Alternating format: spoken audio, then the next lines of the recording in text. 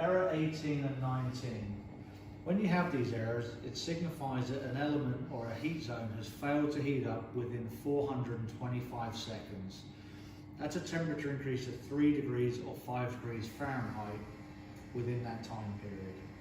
We'll now show you the error message on the screen.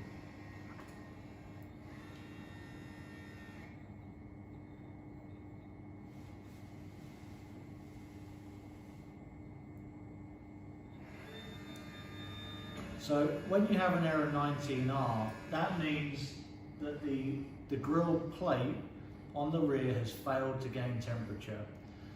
After the letter, or after the number, sorry, stop that. Okay. When you see the alarm 19R, the R stands for the rear element, and 19 stands for the grill plate. If you have error 18R, that would be the rear platen. After each code, it will tell you the zone. So now we have 18R. As we cycle through it, you'll see various other numbers. Whatever the combination, that's the area that you would focus on. So, for instance, in this, we're going to go through and assume that we have a 19R, and that's the area that we'll focus on the repair.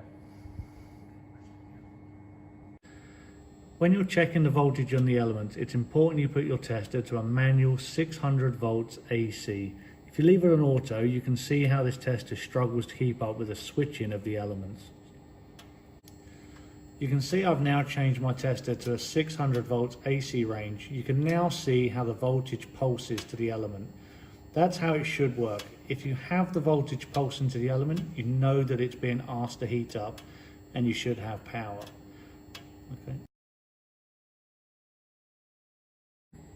So this error message was a 19R. 19R is a rear element. So what we're going to do is check the element to see if we're getting voltage.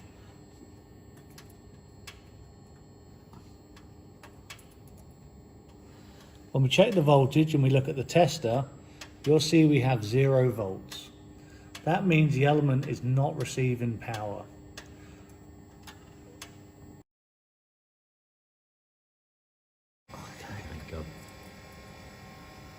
Okay, we're now testing the rear element and we can see that we have voltage present from the tester.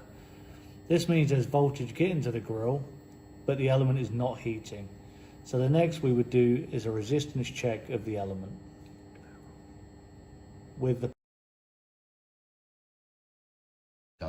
power off and the grill disconnected, we're now going to check the resistance of the element. To do that, we're just going to take it straight from here and to the other terminal. We can now see we get 11.9 ohms. The resistance of these elements can be anywhere from 11 up to 33 ohms depending which element you're testing. On the middle and the rear element, 11.9 is correct.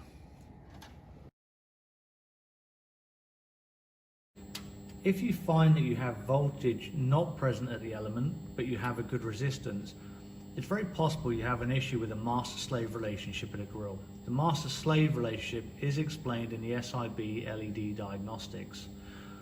If you want to check if there's an issue with it, the instant giveaway on the SIB is to check the high power light. As you can see, the high power light should flash. That symbolizes that the system check is complete and it's okay to run. If there's an issue with the grills, such as 2 master slaves connected via the high power sync line, that light could possibly be out. If it's out, you'll have this situation where you'll have no LED flashing, and what happens in this scenario is when you press the power on to run the grill, you may find one of the heating elements may not heat. Sometimes it will, sometimes it won't. So the key is always look for the high power light. Without this high power light on, the grill will not work properly.